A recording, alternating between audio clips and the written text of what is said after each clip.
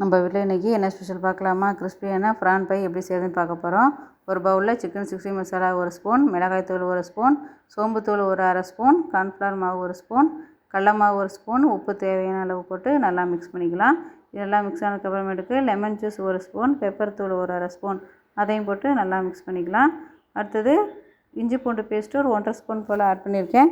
அதையும் போட்டு நல்லா மிக்ஸ் பண்ணிக்கோங்க. அதுக்கப்புறம் தண்ணி பார்த்திங்கன்னா லேசாக தெளித்து ரொம்ப கெட்டியான பதத்துக்கு பிணைஞ்சிக்கணும். இல்லாட்டி தண்ணியாக இருந்துச்சுனாக்கா எண்ணெயில் மசாலாலாம் ஓடிடும்.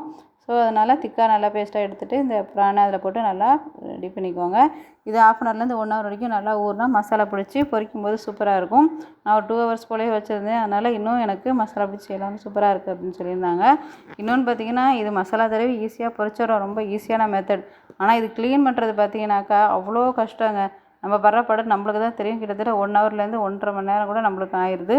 நீங்கள் யாருக்கெல்லாம் இந்த ப்ரான் ஃப்ரை பிடிக்கும், ஆனால் இது செய்கிறத நினச்சாலே இந்த ப்ரானே வேணாம் அப்படின்னு கஷ்டப்படுறவங்க யார்?